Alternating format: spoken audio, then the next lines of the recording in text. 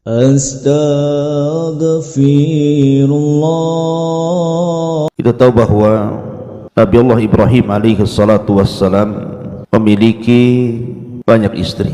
Ada yang mengatakan bahwa istri beliau ada 4, dan yang masyhur adalah 2, Sayyidatus Sarah dan juga Hajar. Inilah yang kita akan bahas di pagi hari ini, siapa sosok wanita yang sangat mulia di balik Ibrahim alaihi salatu wassalam. Ma'asyiral muslimin yang dimuliakan Allah Subhanahu wa taala. Pertama, kita akan mengenal tentang Sayyidah Sarah atau kisah daripada salah satu istri Ibrahim alaihi salatu wassalam, Siti Sarah alaihi salam. Ma'asyiral muslimin yang dimuliakan Allah Subhanahu wa taala. Kita tahu bahwa Sarah adalah salah satu istri Nabi sallallahu alaihi wasallam yang pertama, di mana dia orang yang beriman yang pertama kali kepada Ibrahim alaihi salatu wassalam. Ketika Allah Subhanahu wa taala mengutus Ibrahim alaihi salatu wassalam menjadi nabi plus juga rasul, maka yang pertama kali beriman adalah istrinya Sarah alaihi salam, dan baru disusul kemudian anak saudaranya Lut alaihi salatu wassalam yang kelak akan menjadi seorang nabi dan diutus ke negeri yang kita kenal dengan Sodom. Jadi kala itu, itulah 3 orang yang beriman kepada Allah Subhanahu wa taala di permukaan bumi. Ibrahim, kemudian juga istrinya Sarah, kemudian keponakannya Nabi Allah Lut alaihi salatu wassalam. Ma'asyiral muslimin yang dimuliakan Allah Subhanahu wa taala, kita tahu bahwa perjalanan kisah dari Siti Sarah ini luar biasa. Karena bagaimanapun Siti Sarah ini adalah ibu dari para nabi Bani Israel. Karena kita tahu bahwa Siti Sarah ini memiliki putra Nabi Allah Ishak, dan Ishak itu adalah ayah daripada Yakub, dan Yakub itulah sebutan dari Israel, maka keturunannya disebut Bani Israel. Dan dalam tubuh Bani Israel banyak diutus para nabi dari kalangan mereka sendiri, bukan hanya 1, 2, ratusan, bahkan ribuan nabi-nabi Bani Israel diutus kepada mereka. Lah Israel sendiri nisbat kepada Yakub, dan Yakub adalah putra daripada Ishak, dan Ishak adalah putra daripada ibunda Sarah alaihi salam. Artinya dari sulbi beliau terlahir para nabi yang begitu banyak. Ma'asyiral muslimin yang dimuliakan Allah Subhanahu wa taala, kalau dalam kitab Taurat menurut yang dicatat para ulama, nama istri Ibrahim itu adalah Sarah, di ujungnya dengan menggunakan ya, Syarai. Tetapi ketika kemudian istri Ibrahim ini sudah menua, kala itu tidak diberikan keturunan, kemudian Allah Subhanahu wa taala janjikan istri Ibrahim ini untuk punya keturunan, maka berbahagialah dengan berita itu. Makanya kemudian disebut Sarah, wanita yang sangat bahagia. Ada juga maknanya Sarah itu artinya Al-Amirah, pemimpin, atau As-Sayyidah, tuan, ataupun diartikan As-Surur, karena bahagia setelah sekian lama tidak punya keturunan, bahkan dinyatakan mandul, tiba-tiba kemudian Allah subhanahu wa ta'ala anugerahkan kepada Sarah ini Nabiullah Ishaq alaihi salatu wassalam. Ma'asyiral muslimin yang dimuliakan Allah subhanahu wa ta'ala, adapun perjalanan kehidupan Nabiullah Sarah, istri Nabi Ibrahim alaihi salatu wassalam, Sarah ini, kita tahu bahwa Sarah ini sebenarnya masih ada kerabat daripada Ibrahim alaihi salatu wassalam. Jadi Sarah itu adalah ibnatu anak daripada paman Ibrahim alaihi salatu wassalam, di mana Sarah ini wanita yang kanat dhatu hasanin wa jamalin. Jadi Sarah ini memang Allah anugerahkan kebaikan dalam fisiknya, di mana dia memiliki paras cantik yang luar biasa. Bahkan diriwayatkan bahwa tidak ada wanita tercantik di zaman itu melebihi kecantikan Sarah. Makanya kemudian Ibrahim alaihi salatu wassalam sangat mencintai Sarah, selain karena dia yang pertama kali mau beriman dengan dirinya dan dengan syariat yang dibawanya, dia juga wanita yang sangat cantik, wanita yang mengabdikan kehidupannya untuk Nabiullah Ibrahim alaihi salatu wassalam. Lah, setelah tidak mungkin Nabiullah Ibrahim berdakwah di negeri Babil, di negeri Irak, karena juga perlawanan Namrud yang luar biasa, akhirnya kemudian dia hijrah, Ibrahim alaihi salatu wassalam bersama Lut dan juga saudara daripada Sarah, dari negeri Babil ke Palestina. Akan tapi kemudian di Palestina selama hidup, maka terjadi pacaklik yang berkepanjangan, sehingga susah untuk mencari penghidupan.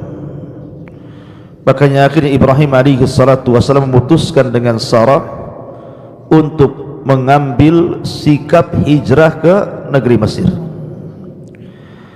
Maka berangkatlah kemudian Ibrahim dan juga Sarah menuju Mesir.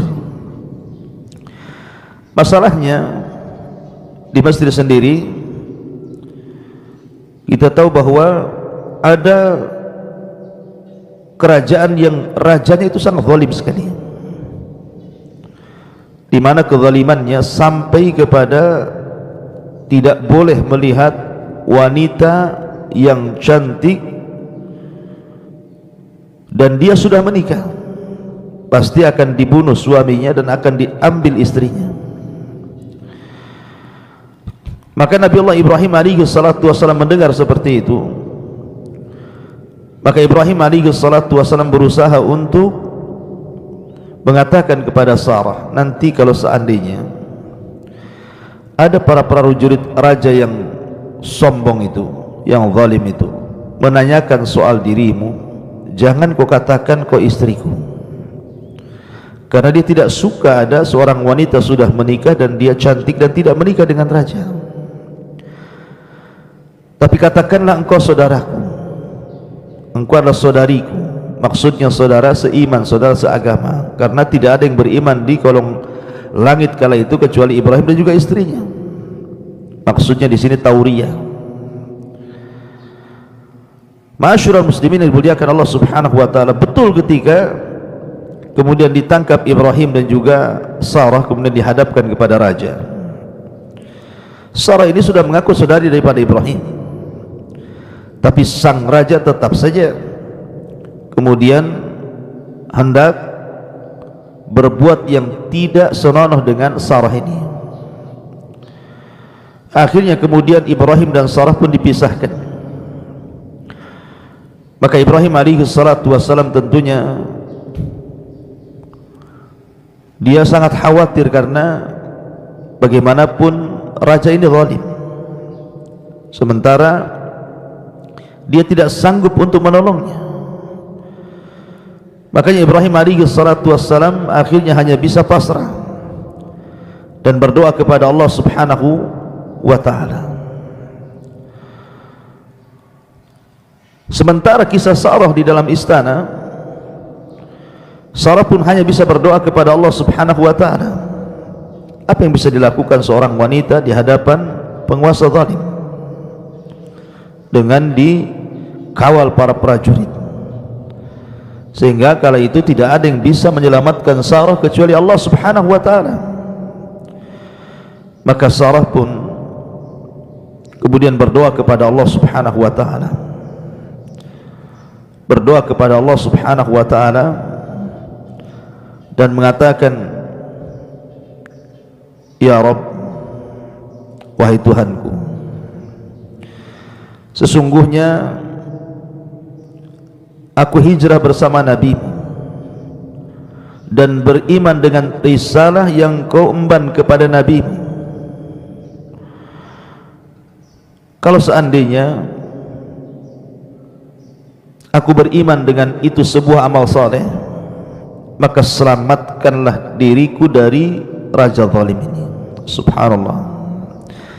Jadi Sarah ini bertawasul kepada Allah subhanahu wa ta'ala dengan amal saleh, persis seperti kita berkisah tentang 3 orang yang terjerembab dalam sebuah gua tidak bisa keluar, kemudian 3-tiganya bertawasul dengan amal saleh.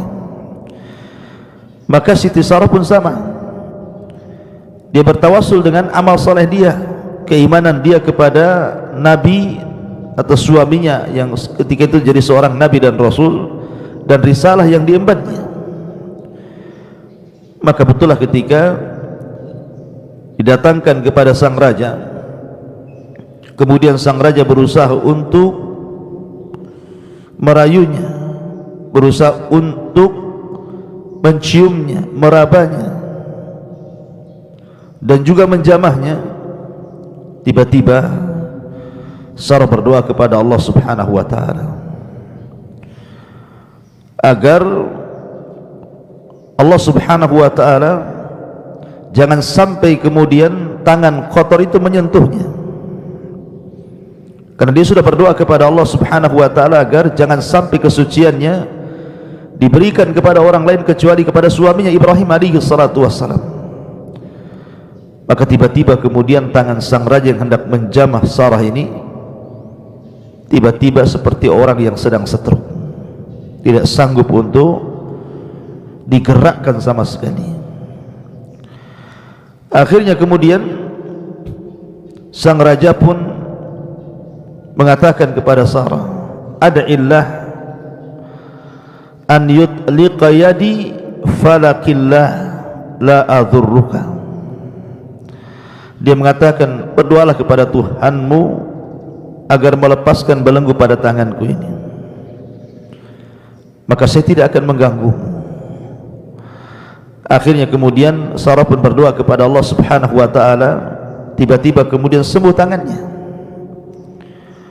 Kemudian sang raja ini berusaha ingin mencoba lagi kedua kalinya, tapi Siti Sarah kemudian berdoa kembali yang kedua kalinya kepada Allah.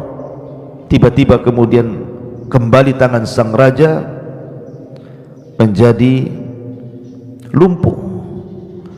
Kemudian sang raja meminta lagi kepada Sarah untuk berdoa kepada Allah agar disembuhkan. Sarah pun ketiga kalinya berdoa kepada Allah. Akhirnya sang raja pun ketakutan, disangkanya Sarah ini bukan manusia tapi syaitan.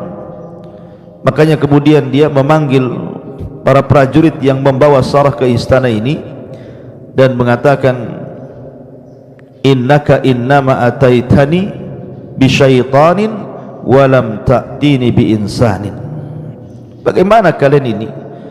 Kalian mendatangkan kepadaku seorang syaitan, bukan manusia.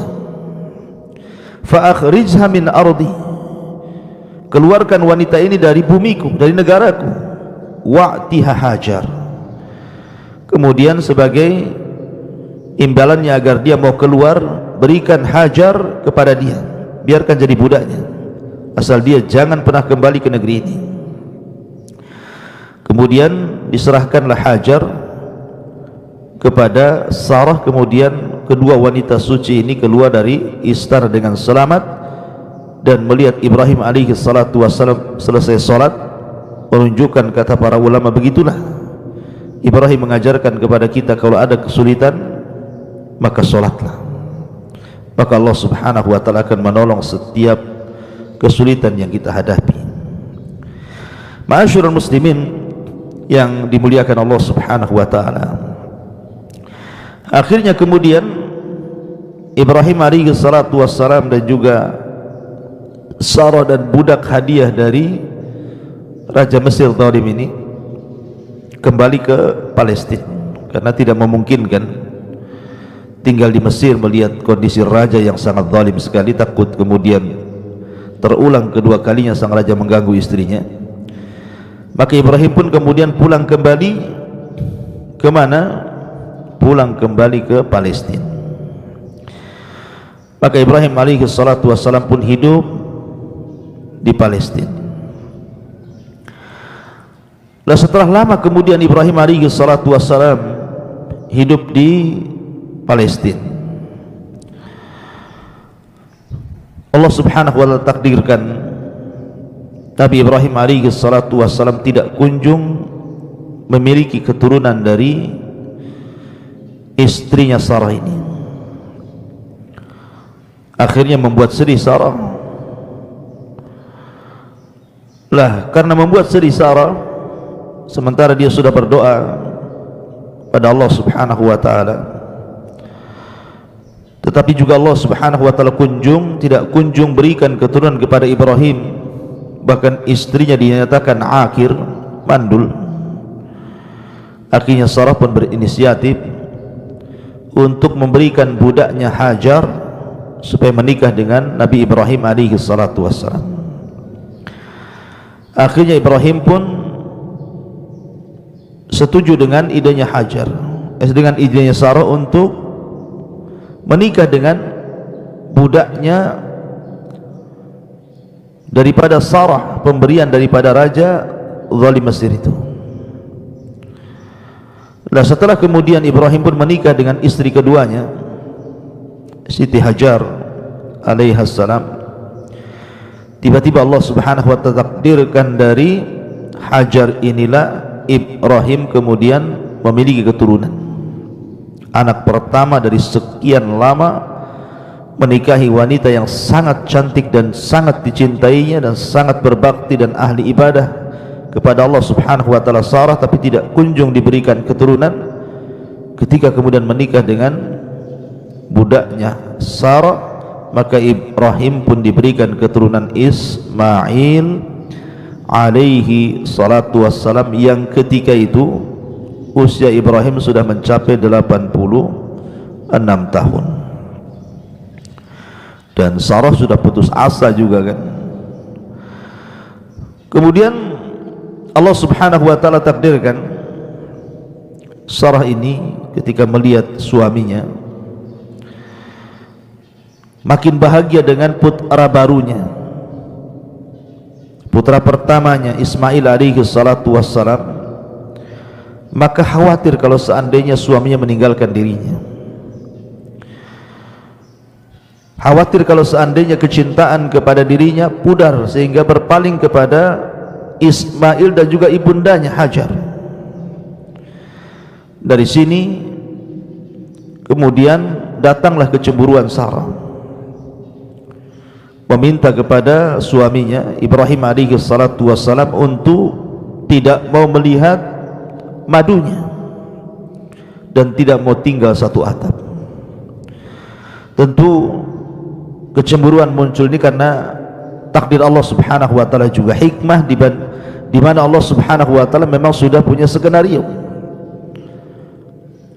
agar Ibrahim alaihi salatu wassalam membawa Hajar ke negeri Hijaz yang sekarang disebut dengan negeri Mekah. Akan ada sejarah dari Hajar ini, nanti kita akan ceritakan. Tetapi tentu idza aradallahu syai'an ahya asbabah, Allah itu kalau menghendaki sesuatu pasti Allah akan hidupkan sebabnya. Tidak mungkin ujug-ujug Ibrahim kemudian membawa Hajar dan Ismail ditinggalkan di negeri yang kering kelontang, kalau bukan karena sebab dan asbab di balik hikmah yang akan saya ceritakan nanti. Singkat cerita, akhirnya Ibrahim pun atas perintah Allah Subhanahu wa taala kemudian membawa Hajar ke negeri Hijaz dan Ismail yang ketika itu masih bayi. Ketika kemudian perjalanan yang cukup melelahkan Palestina menuju Hijaz itu, kalau ditempuh dengan unta kali itu bisa 1 bulan. Anda bisa bayangkan negeri yang sangat jauh, melintasi gurun pasir, gurun sahaya, lembah, bukit, gunung. Akhirnya sampai jugalah Ibrahim alaihi salatu wassalam dengan Hajar dan juga Ismail biwadin ghairi di zar'in, di sebuah lembah yang tidak ada pohonnya. Makanya Allah Subhanahu wa taala berfirman biwadin ghairi di zar'in inda baitikal muharram, di sebuah lembah yang tidak satu pun tumbuh-tumbuhan di situ. Maknanya lembah itu tidak ada air. Sebab kalau ada air pasti ada tumbuhan. Karena tumbuhnya tumbuh-tumbuhan itu karena disirami air. Berarti negeri yang kelak akan diletakkan Ismail dan juga Hajar itu negeri yang sangat kering kelontang, padang Sahara, tidak ada tumbuhan, tidak ada hewan, tidak ada makanan, tidak ada minuman, betul-betul negeri yang sangat kering. Disitulah Ibrahim meletakkan Hajar dan juga putranya Ismail. Akhirnya kemudian setelah Ibrahim alaihi salatu wassalam meletakkan Hajar dan Ismail, atas perintah Allah juga Ibrahim meninggalkan mereka. Coba Anda bisa bayangkan kalau posisi Anda para wanita atau Anda lah laki-laki seperti Hajar, saya kira mungkin berpikir 2 kali. Tapi Hajar sudah beriman kepada syariat Ibrahim. Dia yakin keputusan suaminya bukan keputusan biasa, tapi keputusan luar biasa, tidak mungkin keluar dari wahyu. Maka walaupun kemudian Hajar memanggil-manggil, ya Ibrahim, ya Ibrahim, kenapa kau tinggalkan kami di sini? Tapi Ibrahim diperintah untuk tidak menjawab dan tidak melihat ke belakang. Bisa bayangkan seorang suami meninggalkan istrinya begitu saja, kemudian dilarang tidak boleh menengok ke belakang. Sesedih apapun Ibrahim meninggalkan keluarganya, apalagi anak yang sangat dicintainya Ismail, tetap dia harus jalankan, karena itu perintah Allah. Apalagi Ibrahim itu kekasih Allah Azza wa Jalla. Setelah jauh dan sudah tidak bisa lagi dilihat oleh Hajar, maka Ibrahim baru kemudian duduk, kemudian solat 2 rakaat. Setelah solat 2 rakaat, dia kemudian memandang daerah yang diletakkan Hajar dan juga Ismail di situ.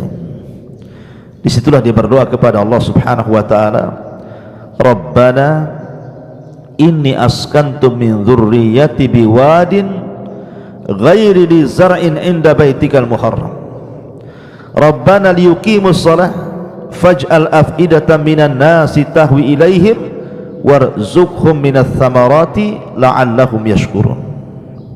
Ya Rabb kami, sesungguhnya aku tempatkan keturunanku di sebuah lembah yang tidak ada tanaman di sisi rumahmu yang sangat mulia.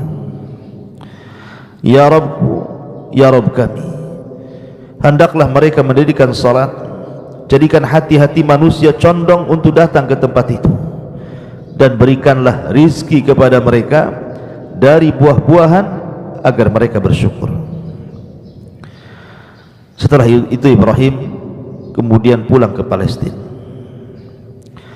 Lah Hajar ini bersama putranya Ismail yang masih bayi hanya diberikan bekal hanya cukup 1-2 hari saja, sehingga ketika lewat 2 hari saja sudah tidak ada lagi minuman yang diminum. Bingunglah Hajar, Dia berdoa kepada Allah Azza wa Jalla agar Allah Subhanahu wa taala berikan rizki dan karunia minuman kepada mereka. Maka berusahalah Hajar pun mencari-cari, dan begitulah doa tidak bisa berjalan kecuali adanya usaha. Berangkatlah Hajar ke bukit yang ada di Safa. Kemudian dilihatnya dari bukit itu ke arah Marwah. Maka dia pun berusaha turun menuju Marwah dengan berlari-lari kecil. Kemudian sampai di Marwah memandang lagi Safa. Kemudian lari lagi sampai akhirnya 7 kali putaran tanpa sadar. Hajar ini bolak-balik Safa Marwah untuk mencari air, tetapi juga tidak kunjung ditemukan air. Makanya sekarang kemudian menjadi manasik haji atau manasik umrah, salah satunya setelah tawaf adalah sa'i, di mana seseorang berjalan berlari-lari kecil dari bukit Safa ke bukit Marwah. Karena khawatir dengan putranya Ismail, maka dia pun segera mendatangi putranya Ismail. Subhanallah, Allah Subhanahu wa taala ketika itu utus malakul Jibril, malaikat Jibril, untuk menancapkan satu sayapnya di sekitar kaki Ismail alaihi salatu wassalam. Tiba-tiba keluar air yang sangat dahsyat, sumber air yang sangat dahsyat. Maka Ibrahim pun Hajar pun lantas kemudian dengan bahagianya sambil membuat semacam kolam dengan menggunduk-gundukan tanah di sekitar Zam-Zam itu, sehingga dia mengatakan Zam artinya Zam itu mengumpulkan tanah untuk membuat semacam kolam. Maka air itu kemudian disebut dengan Ma'u Zam-Zam. Ma'asyurah muslimin yang dimuliakan Allah Azza wa Jalla, tentu setelah adanya air, dan ini irhasat, keanehan-keanehan kepada Nabi Allah Ismail alaihi salatu wassalam, di mana sebelum menjadi nabi sudah ada irhasat, keanehan dipancarkan air Zam-Zam di sekitar kakinya dan menolong kehidupannya. Proses seperti doa Ibrahim alaihi salatu wassalam, warzuqhum minats thamarati la'allahum yashkurun, berikan rezeki kepada mereka ya Rabb. Akhirnya kemudian karena ada air, tentu mulailah banyak burung yang singgah kemudian minum di air Zam-Zam itu. Lah, ketika itu ada satu rombongan kabilah berasal dari Yaman namanya Jurhum, sedang kehausan mencari air di tengah padang pasir. Kemudian dilihatnya dari kejauhan, kok ada burung banyak di situ. Maka suku Jurhum pun mendekati tempat yang banyak burungnya. Rupanya didapati oleh suku Jurhum di situ seorang wanita dan anak kecil, Hajar dan juga Ismail. Lah, karena suku Jurhum ini akhlaknya baik, bukan orang-orang jahat, bisa saja kalau mereka hendak merebut air itu membunuh Hajar dan juga Ismail. Tapi orang-orang Yaman dari dulu memiliki kelembutan hati. Akhirnya kemudian membuat penawaran untuk ditukar.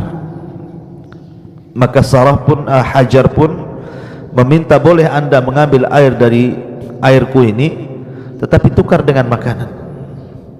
Akhirnya begitulah Hajar mendapatkan makanan dan kabilah Jurhum itu mendapatkan air minuman. Dengan berjalannya waktu, akhirnya kabilah ini sering singgah di situ, meminum. Akhirnya lambat laun meminta izin kepada Hajar untuk membuat tenda-tenda dan rumah-rumah. Maka dengan berjalannya waktu menjadilah semacam kampung yang kemudian disebut dengan kampung Jurhum, karena mayoritas adalah kabilah Jurhum, dan kabilah Jurhum ini adalah orang Arab asli. Lah, Ismail inilah belajar bahasa Arab dari suku Jurhum, akhirnya menjadi orang yang paling fasih dibandingkan orang Arab sendiri daripada Jurhum. Makanya Ismail disebut musta'arab, walaupun bukan Arab tetapi memiliki kefasihan bahasa Arab yang bisa mengungguli orang Arab. Bahkan belakangan Ismail pun menikah dengan wanita Jurhum. Istri pertama dicerainya dan istri kedua dilanjutkannya sampai akhirnya keturunannya sampai kepada Rasul kita Muhammad sallallahu alaihi wasallam.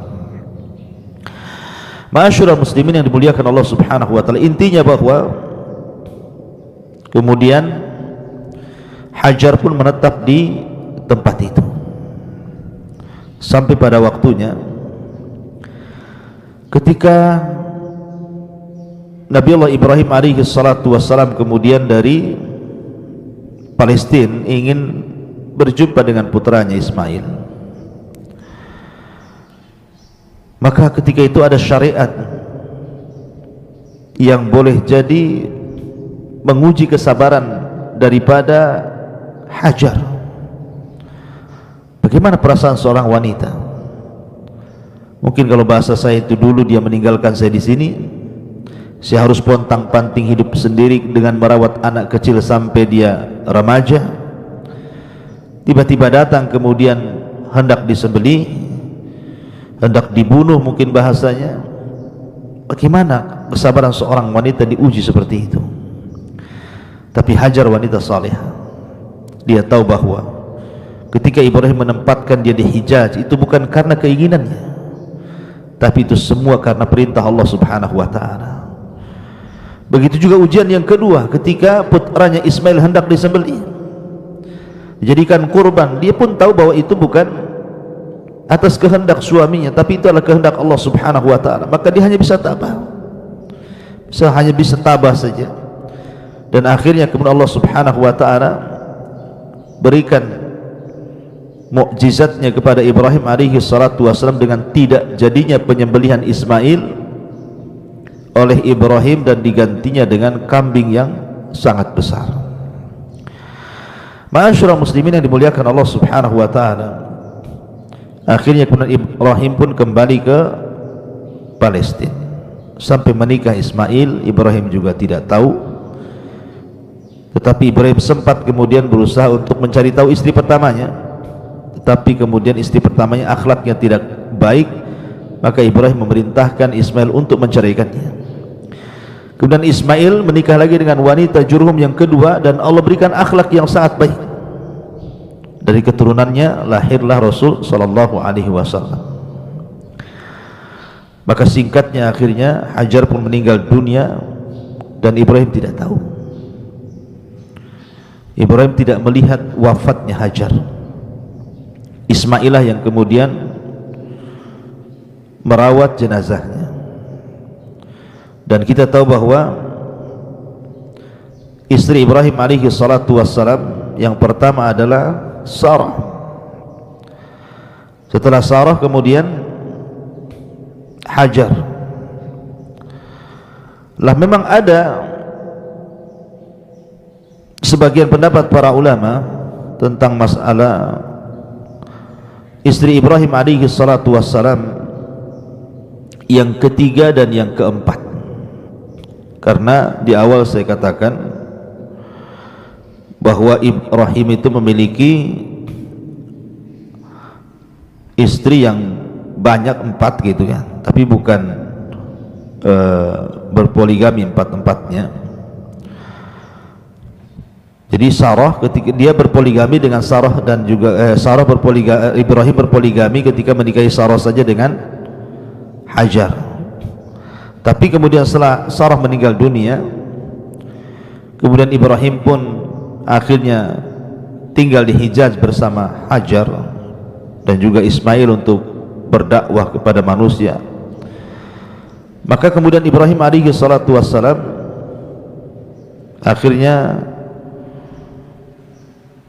juga meninggal Hajar. Setelah itu kemudian Ibrahim menikah lagi dengan seorang wanita, dan dari seorang wanita ini Allah Subhanahu wa taala takdirkan namanya Qanturah bintu Yaqdan. Ini istri Ibrahim yang ketiga, namanya Qanturah bintu Yaqdan. Dari Qanturah inilah lahir 6 anak laki-laki. Kemudian setelah Qanturah meninggal dunia, maka Ibrahim alaihi salatu wassalam menikah lagi dengan seorang wanita namanya Hajjun bintu Umain. Dari Hajjun pun kemudian memiliki banyak keturunan. Jadi dari Qanturah istri yang ketiga memiliki banyak keturunan, ada 6, yang salah satunya kemudian muncul kabilah Madian. Kabilah Madian ini dari keturunan Ibrahim alaihi salatu wassalam dari istri namanya Qanturah.